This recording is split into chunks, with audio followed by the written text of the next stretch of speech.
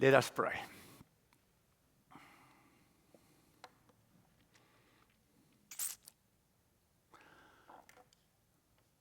Sitting with God, is that even possible? To sit with the one who created everything that surrounds us. To sit with the one who could and did make the sun and the moon with your hands, as the Bible teaches us. But in Christ Jesus, you became so real, so human, that we may understand and know that you want to sit with us, that you do want to relate with us in such a special way. Thank you that we may imagine that we are sitting on your lap, that we are actually looking up at you and saying, Dad, we need your guidance and your help as we go through life and as we face every single day with its challenges. Thank you for not being a silent God, a God that wants to and continuously continue to speak with us through your word and your Holy Spirit.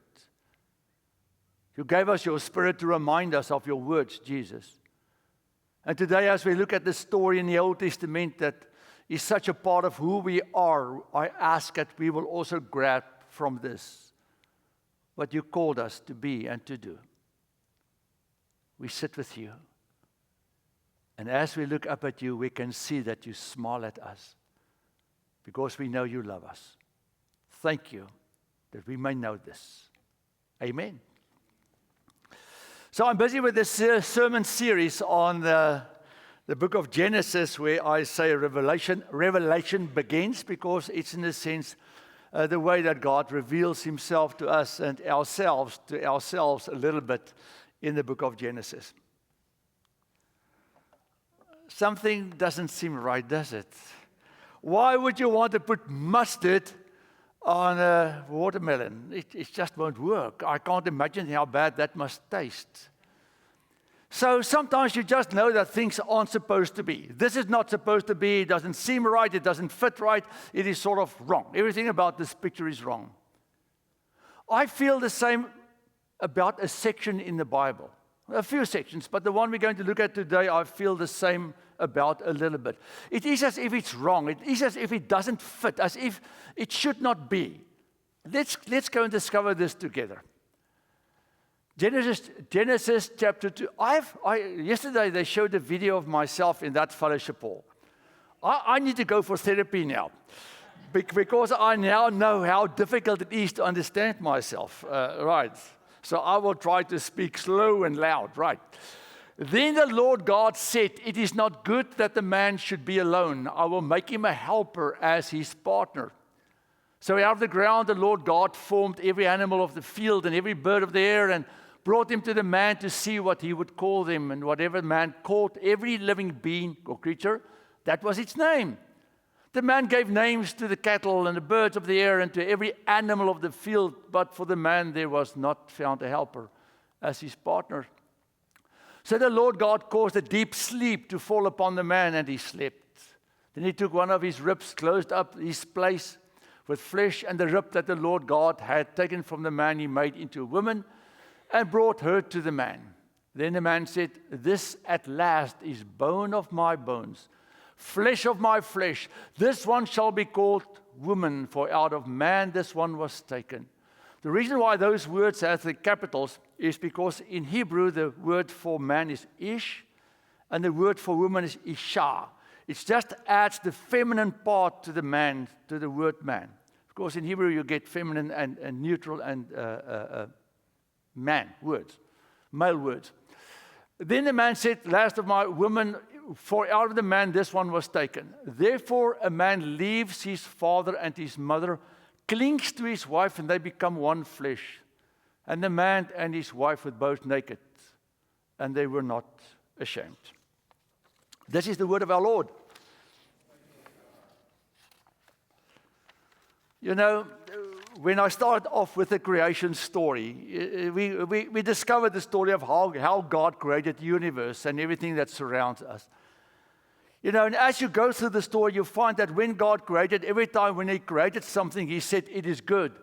He said it is good after he spoke light into existence. He said it is good after separating the water from the land. Ocean and land now separated. He said it is good when He created all the plant life that we find that surrounds us. He said it is good after putting in place a system for lighting for the earth and separating night and day. He said it is good after creating animals to populate the water and the air. He said it is good populating the land with animals and insects. He called that good also. Finally, after creating humanity as the capstone, the humanity in Hebrew is Adam. So that's where the word Adam comes from, is from this word in Hebrew. After creating Adam as the capstone of creation, He said it is good. Then Genesis chapter 1 verse 31, God saw everything that He had made, and indeed it was very good. And it was evening and there was morning, then the sixth day. It is good until it's not. It seems to me on the sixth day something more started to happen. God created out of the dust of the earth this creation of His that He called Adam, the man that He created. And then as the sixth day continued, God said, but it is not good. It is not good that He is alone. And this is what is weird to me. Here is Adam with God in the garden. Here is Adam with God, and it seems to me, if you look at Genesis chapter 3, that God would sometimes walk with Adam in the evenings and show him all the things that He has created. So Adam and God had this amazing relational connection that doesn't exist now, but existed there between him and God. Isn't that where we want to be? In heaven. Isn't that why you believe in Jesus Christ? Because you want to be saved and want to be in the presence of God. How many times in my sermons I've said that the story of the Bible is, and if I could give it a title, I would call it, Where Are You? We will find that now in my next sermon, that God is always asking where we are because we are the ones that are walking away from Him, and now He wants to get us back in the garden. Adam is in the garden and it is not good. It is not good. So, did God miss something? You know, when I read this, it's like I was building something once and I looked back and I saw all these extra pieces that I missed.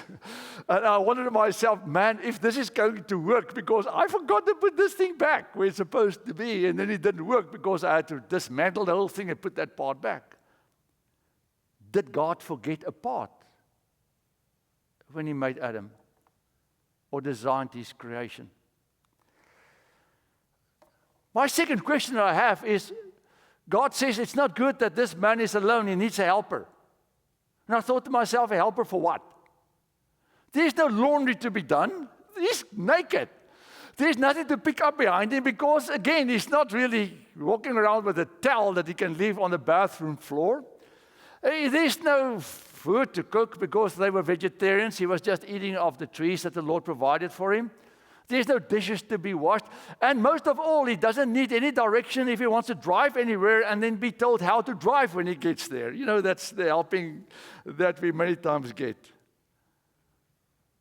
So what is it that God wants this helper to help Adam with? And again, while he's in heaven.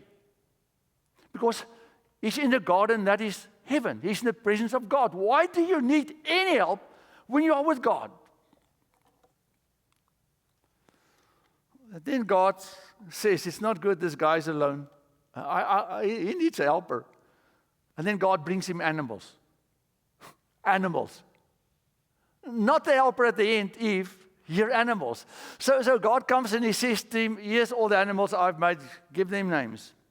And you know, if you read why God did this, was that God wanted Adam to know that he is responsible. You know, this word dominion that he has to have over the animals starts here in the sense that God gives Adam the authority to say, I want you to look at these animals, look at them in the eye and name them.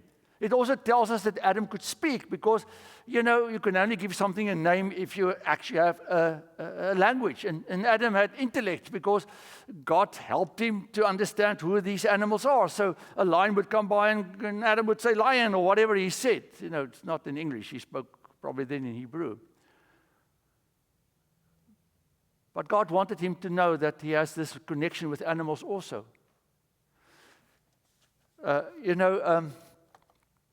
I've seen so many people in my life that tells me how much their animals mean to them.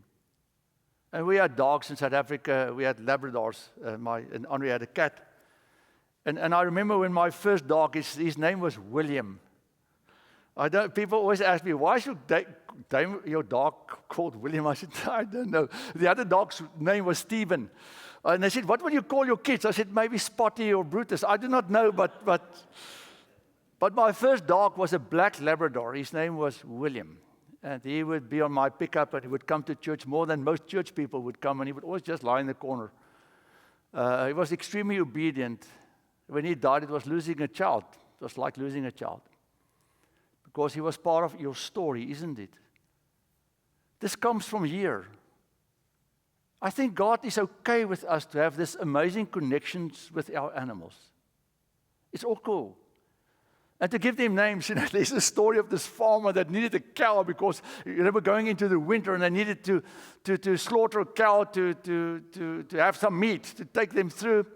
And he bought this cow from a friend of his, and he brought the cow home. And as he was unloading the cow, his little daughter that was 4 or 5 or 6 came out and said, "Oh, look at the cow! I'm going to call him Daisy." And the dad said, "I can't slaughter a cow that has a name. I need to get another one." So Daisy found its way into somewhere, I don't know. Still alive probably now, 50 years later, but okay, Daisy is still there. Because how can you slaughter anything that has a name? Is it? Can't. God meant for us to have connection also with our animals. But there's something missing. You can have that cat on your lap. You can have your dog on your lap. You can have them wag their tail as they would always do when you get back home and look so excited to see you. And you know how we experience our animals, but there's something missing, isn't it? That's also what God wants us to know, that we can never replace with animals in the sense what God wants us to experience about life and about living. And that is why Adam actually then, when he gave all of these animals their different names, he himself discovered that there is not one like him. Because that is in a sense what God wanted. God wanted for Adam to realize, but he needs someone. God knew this, but he wanted Adam to discover it. Then God created for him a helper.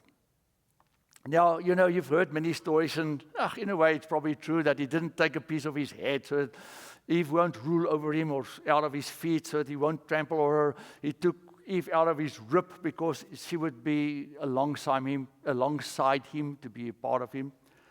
This whole story to take Eve out, somebody said, why didn't God just create a new doll out of dust and breathe into this doll the breath of life as he breathed it into Adam? And the reason is God wanted Adam to know that she's from him. She's a creature exactly like him, or creation exactly like him. She's not separate. She's not different. She is exactly as Adam is. She came out of his side because God knew and wanted him to know that they are equals in many different ways. And then God brought him a woman. A woman. I am so disappointed in our culture that confuses this whole biological thing that God has given us. In Genesis chapter 1, it says clearly that God created a man and a woman, Ish and Isha. And it's not only in the name, it's in the biology that God created us to be very different. And now we live in a culture where they say you can question your own biology, as if God made an error to give you the biology that you have. It's part of this confusion that I think sin brought upon us. Not to trust anything about God anymore, not even the most basic thing. Now, I know some people really struggle with themselves in many different ways, but sometimes you just need to trust God, because God knows way better than we do about who we are. So, God also meant for Adam and Eve to be one. And as adults, we know what that means because God wanted His creation to continue. He said, I'm not going to make new people. You are going to make them.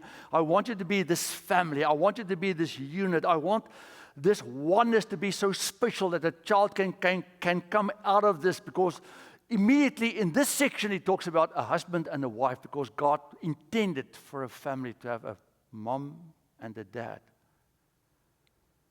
Because the most vulnerable are born in the arms and in the hands of humans. And God said, I'm giving you what I can do, and therefore I trust you with the responsibility of what is mine. Because every child that is born belongs to God. I've many times when Andre and Ferdinand were younger, they would run through the house as these little ones on here are doing, and I would say, that's wonderful, that's my child. And then I remind myself, it's not my child. It's God's child that He gave us a responsibility for, or the privilege for, to raise and to be a part of. And they can be a part of our lives, but in a sense we never own them, do we? Because they are owned by God. And that is part of the story here in paradise, where God said, you are with me, but I want you to know that biologically you're going to be perfectly aligned to fit to provide then children that can continue with my creation. And as Adam saw Eve, man, there's this praise song. She's part of my bones. She's fantastic. She's great. She's just so happy to see Eve, because there's, for the first time, one like him. One that he can relate to, that he can connect with, even though she looks completely biologically different. There's this praise song that burst out of Adam in paradise when he saw one like him. And then the Bible tells us they were naked. Not because of biology naked, because of skin naked, because of there was nothing for them to fear. There was nothing for them to be ashamed of. There was nothing for them to feel weird about, because they are in paradise with God, as God always intended for them to be, naked and without fear. Naked and not afraid, not like the other thing that some people watch. They can be vulnerable because they are in the presence of God completely. So, what does this helper thing then actually mean? What does it mean to have a helper in paradise? It is to complete God's work. When God created Adam, He meant for Adam not to be alone. He meant for Adam to have a partner. He meant for Adam to be relational. That's number 3 here. You see, we are celebrating Trinity Sunday today, and if you look at the Trinity is the Father, the Son, and the Holy Spirit. And you know, there's this book, The Shack, and this guy wrote, I think his last name is Platt, who wrote the book, did an amazing job to explain the Trinity a little bit in this book of his. And in this Trinity book of his, you know, there's the Father, then there's the Son, and then there's the Mother. And the Holy Spirit sort of plays the role of the mother figure. Not that God, in a sense, introduces the Holy Spirit to us as feminine, but maybe plays this role of protecting and taking care of and leading and guiding. Maybe that's the work of the Holy Spirit, a little bit like a mom would do in real life. God is relational in Himself, Father, Son, and Holy Spirit. And therefore, when God created someone in His likeness, He meant for us to be relational. He meant for us to connect to others. Not only to Him, but also then to others. So, Eve was given to Adam to help Adam to be the best version of himself in the presence of God. Eve was given to Adam to help him to be what God always intended Adam to be, and that's the best part of God's image in this world. Adam was given to Eve to help her to be the best version of herself and to present God's image the best possible way also then in this world. Because even though they are in paradise without sin in the presence of God, they need help to be what God wants them to be, because that is what God wants. And then to bring kids, as I said before.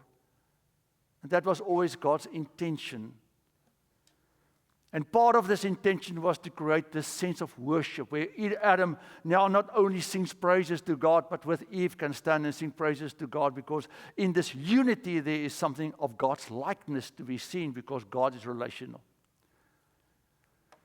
I said this before, they are innocent with no sin, no guilt, no shame, and they're experiencing, in a sense here, heavenly peace and heavenly joy.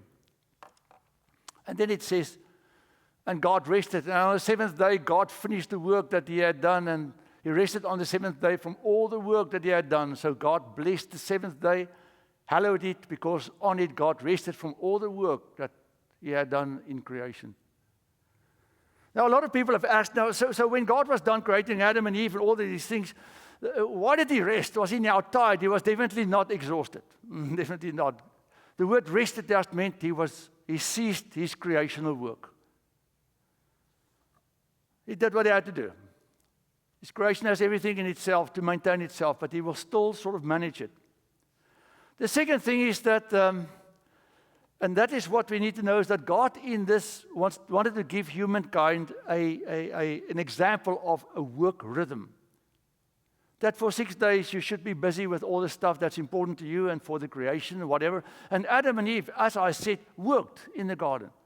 Remember now, God said to Adam, this is the ground that you need to till. So I spoke about that last week. So part of the work that they did was part of God's intention for them. But God wants us to rest. God wants us to rest. Not only physically and emotionally, but also spiritually. You can't continue 7 days a week and work like a slave and think you're going to be okay. You will not, because that's not God's intention for you. That's not how God built us. That's not what God wants us to be or to do. So God says, I want you to work, but I also want you to take a break, to rest, to have time for yourself, but most of all, more important, to have a day for me.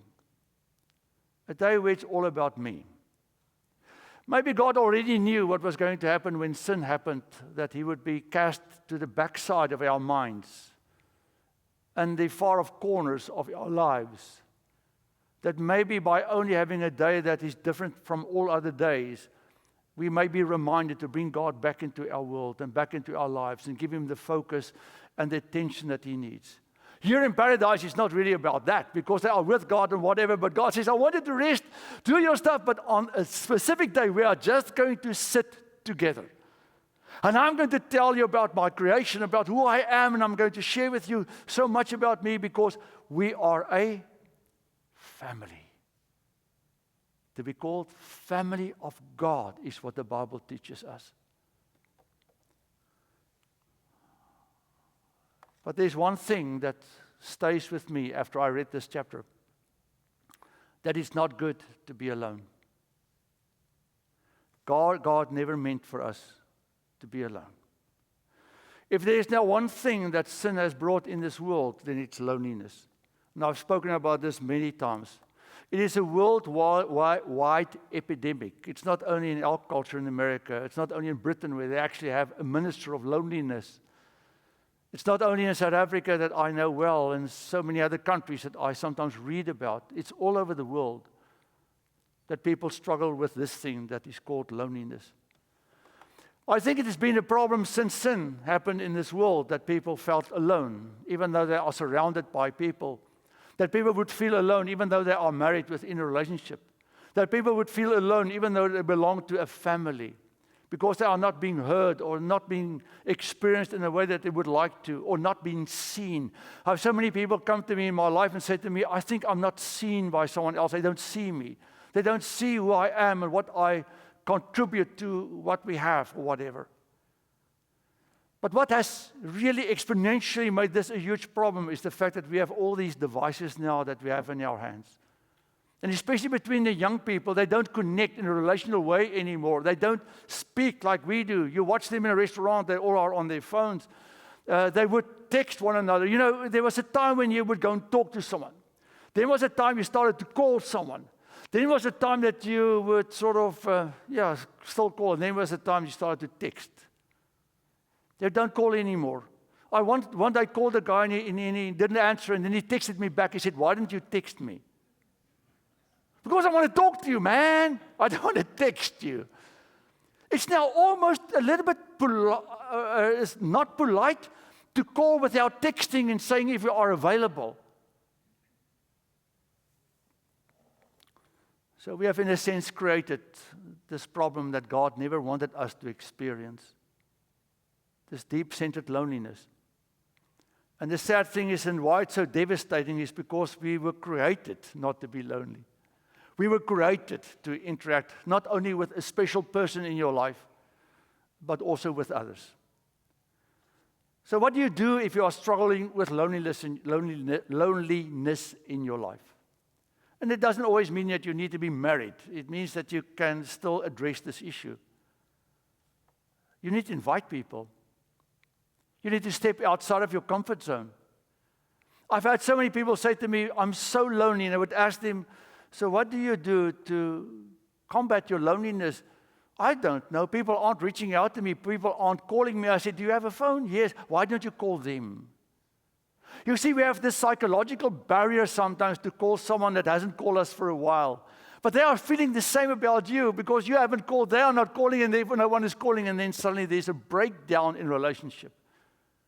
Someone needs to have the emotional courage, and that's you and me, to break through that barrier and eventually call or text or whatever, reach out to someone else that you know you can reach out to. I don't need to say this, I'm now speaking to the choir, but if you guys are watching online, I've had so many people say to me, I'm lonely. I would say, be part of a church. Don't always go to the worship service because it's difficult to connect with people there. Go to the smaller group gatherings like the Bible study on Sunday morning or the Bible study on Wednesday evening or the PCLU. Even though it's online, you will start to meet people. Our Ironman that meets. Go to the smaller moments when people are getting together. Join the small group where you can actually start to know someone. There's a lot of hard work in not being lonely. It's a lot of sacrifice because you need to give a lot of yourself. Because when you really are reaching out to other people in this battle of fighting of loneliness, you probably need to ask questions about them and not expect of them to ask questions about you. You may leave still feeling a little bit unfulfilled because they never asked you about your life. But as long as you ask them about their lives, they will tell you stories about them because people like to talk about themselves. And slowly but surely, a connection will start to form. So loneliness can't be only resolved by me just saying, I feel lonely and I wish the world would come and help me. You actually who are lonely needs to break that barrier from your end. Putting yourself out, going somewhere, attending, inviting people to your house for dinner, at your house or somewhere else, say, please come with me. And if you're running out of options, church is always there. Church has grace and love, and they will accommodate you beyond what you can imagine. I wasn't sure if I should do this with you guys today. I did this with a women's group a few months ago. But this is applicable to the text that I'm now looking at. Men in the year 2026. Now, let me tell you why I'm doing this.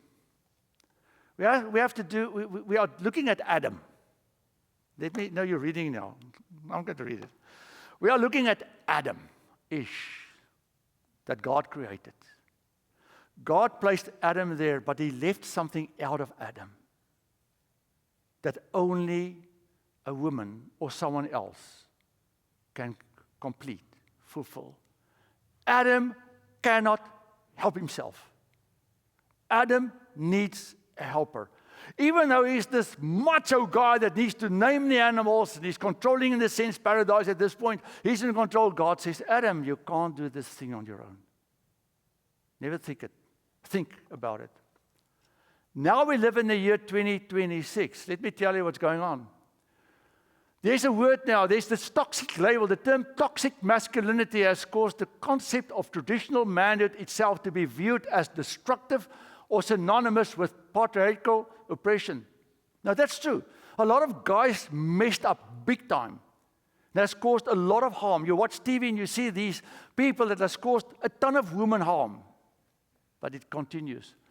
Institutional and cultural shifts. Authors and commentators point to the shifts in media, education, social expectations that discourage traditional male behaviors like competitive or the desire to protect and provide.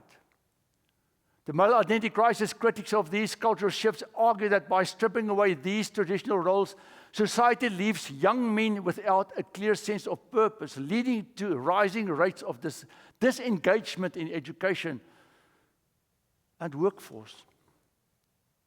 How many young men are sitting at home in a room playing video games and aren't doing anything really purposeful with their lives?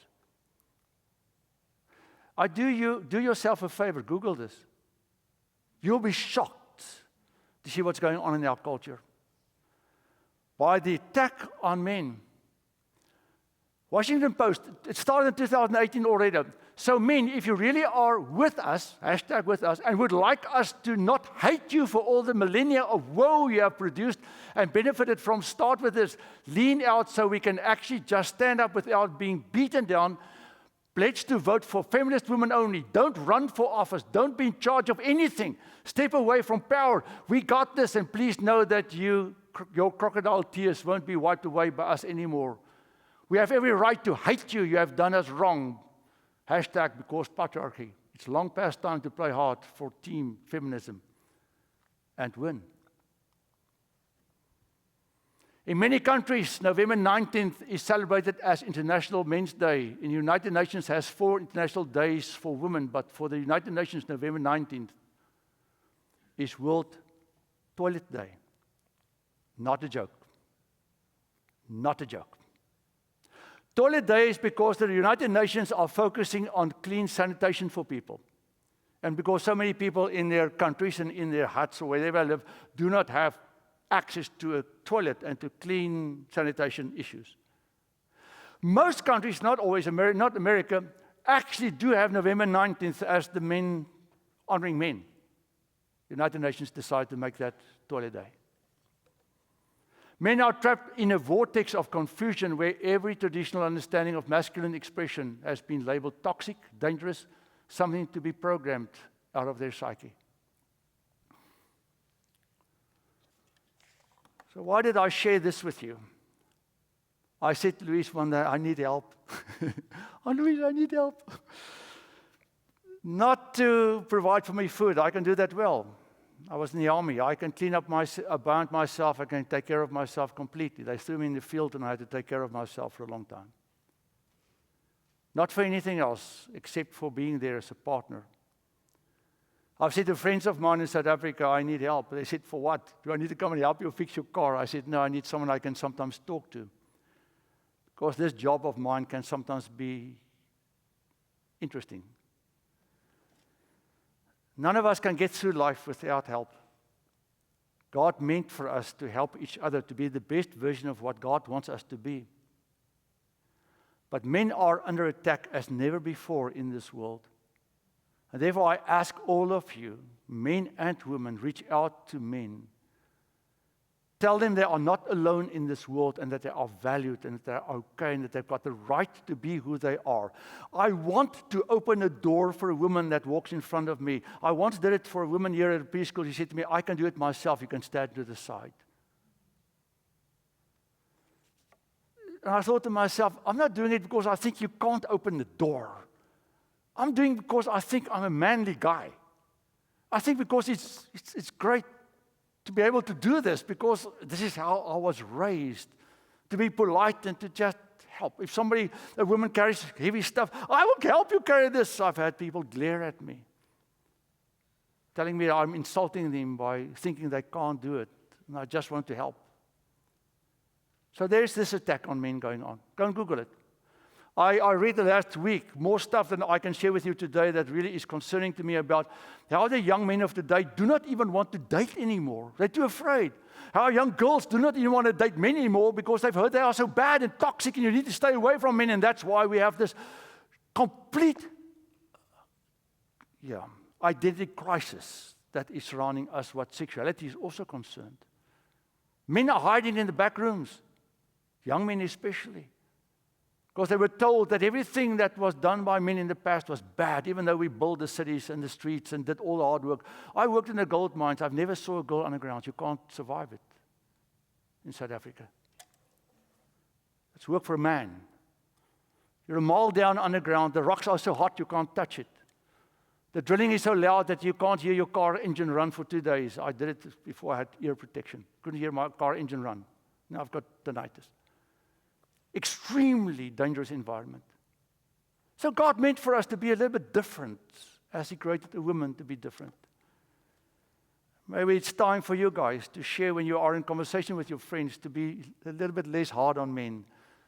Because behind every guy you see, there's a scared child many times. A young boy that is still afraid a little bit. Because we need to tackle the world and all the stuff that comes our way, and you always need to seem strong. And that's not always possible. And now you are being told you're the problem. You all need help. My last slide. You know, when I read this whole section, I realized that what God is really saying to us is that we need help. All of us need help. We can't be whatever God wants us to be without other people. We can't. To stay secluded in a cave is not what God intended. Simon Stylites, he planted himself a pole, and he lived on this pole for, I think, 40 years. People gave him food. He wanted to be alone, and all the people found this on this pole, and they came and sat around him. And eventually he started to minister from his pole for them. He was a believer. God never meant for us to stay as monks in monasteries. God wanted us to be between people. Because they need help. Help for what? Help to see the grace of God. Help to see the beauty of God, as Adam had to help Eve, and Eve had to help Adam in paradise to see what God has brought them. Our help starts there. It's about God and about His creation, to help people see God, His creation, and then to relate to one another. Because in our relationship, the likeness of the Trinity is reflected. God's relationship with Himself. How do we do this? In Christ alone. Sin came and broke us into pieces. Therefore, we do not like people. Jesus says, love your neighbor. And your neighbor is the one that's the closest to you, that you have the most problems with. It can be your spouse. God's vision is to help people to be what God wants them to be, have biblical relationships, to help people find God, value, to find life. Amen.